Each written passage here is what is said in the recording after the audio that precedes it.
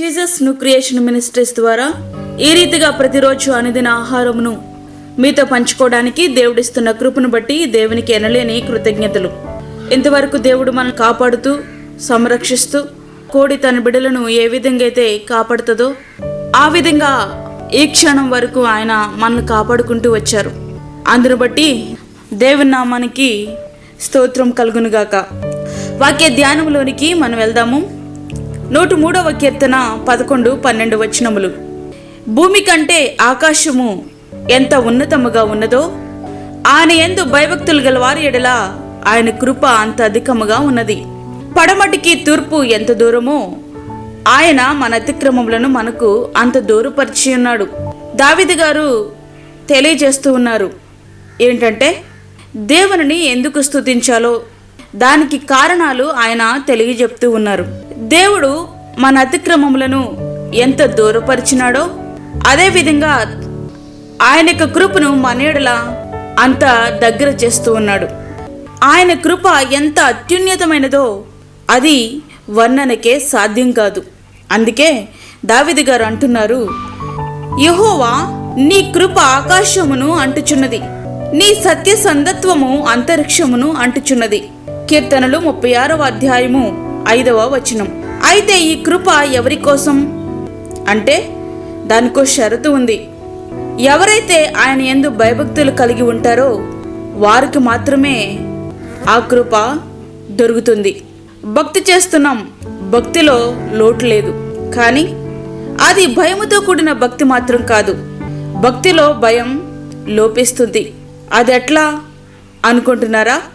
మన ఇంటి గోడల మీద దేవుని వాక్యాలతో కూడినటువంటి పోస్టర్సు మంచిదే, కానీ ఆ వాక్యాలు గోడలకే పరిమితం అవ్వకూడదు. అక్కడ వాక్యాలు వేరేగా ఉంటాయి, ఇంట్లో పరిస్థితులు వేరేగా ఉంటాయి.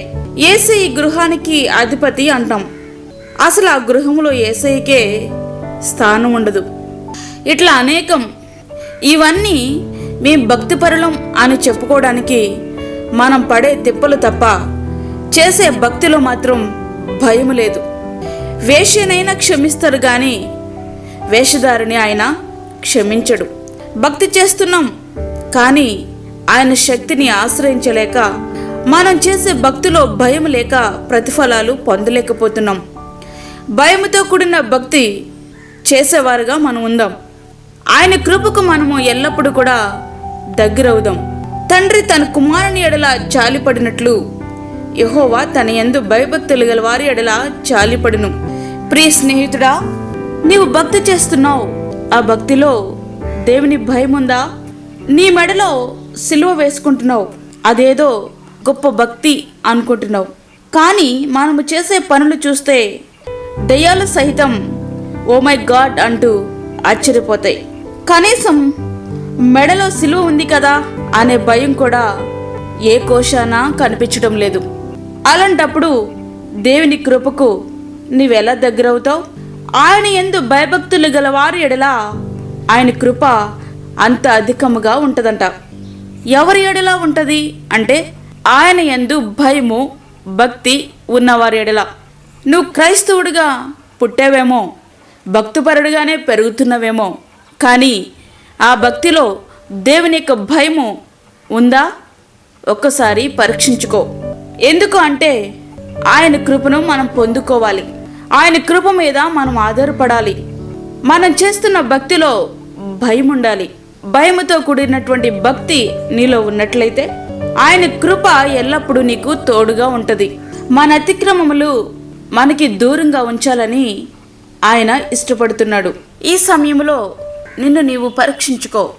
నీవు దేవుని యందు భయభక్తులు కలిగి ఉంటున్నావా లేదా ఒక్కసారి ఆలోచించు. ఆయన కృప ఎల్లప్పుడూ నీకు తోడుగా ఉంటది. ఆయనను ఆశ్రయించు.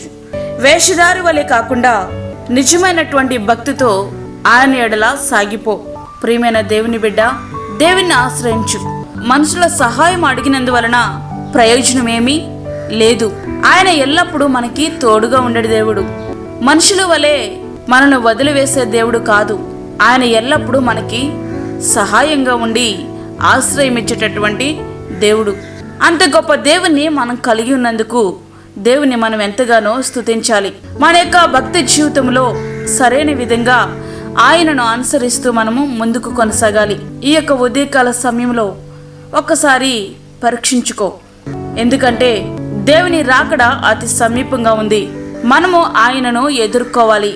ఆయన ఎదుర్కోవాలంటే భయముతో కూడినటువంటి భక్తి మనకు ఉండాలి. అప్పుడు మాత్రమే ఆయనను మనము ఎదుర్కోగలం.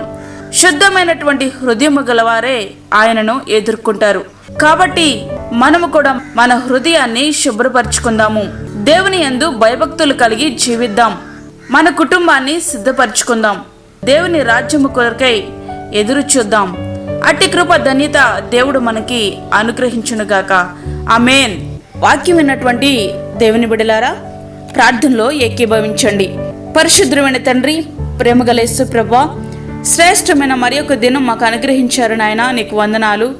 ఈ దినమంతా మాకు తోడుగుండండి. ప్రతి విధమైన శోధన, కీడు, ప్రమాదముల నుంచి మమ్మల్ని తప్పించండి. నీ సన్నిధిని మాతో ఉంచండి. నీ అందు భయభక్తులు కలిగినటువంటి వారుగా, ప్రతి క్షణము నీ వైపు చూస్తూ ముందుకు సాగేవారుగా మీరు మమ్మల్ని సిద్ధపరచండి ప్రభా. ప్రార్థనలో ఏకీభవిస్తున్న ప్రతి ఒక్క బిడ్డను మీరు దర్శించండి. వారికి కావలసినటువంటి విశ్వాసాన్ని పరలోకము నుండి మీరు పంపించండి. బలహీనులను బలపరచండి ప్రభా. నీ యొక్క సన్నిధిలో వారిని నీ యొక్క ఆత్మ చేత మీరు తాకండి. వారికి కావలసిన శక్తిని, బలాన్ని మీరు అనుగ్రహించండి. అలాగే వృద్ధులను, గర్భిణీ స్త్రీలను, చంటి బిడ్డలను మీరు జ్ఞాపకం చేసుకొనండి.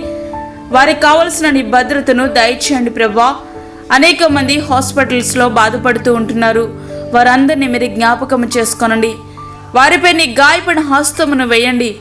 వారికి కావలసిన నీ సన్నిధిని దయచేయండి. వారిని మీరు ముట్టండి, స్వస్థపరచండి.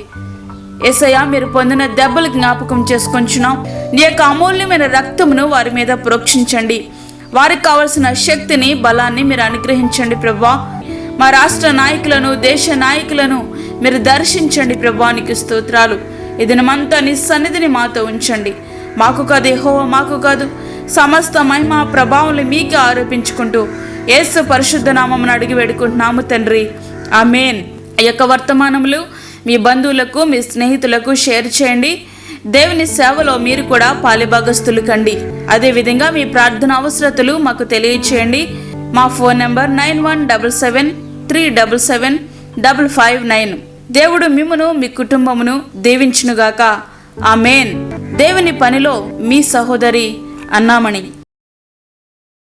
మా ఛానల్ని సబ్స్క్రైబ్ చేయండి, షేర్ చేయండి, లైక్ చేయండి.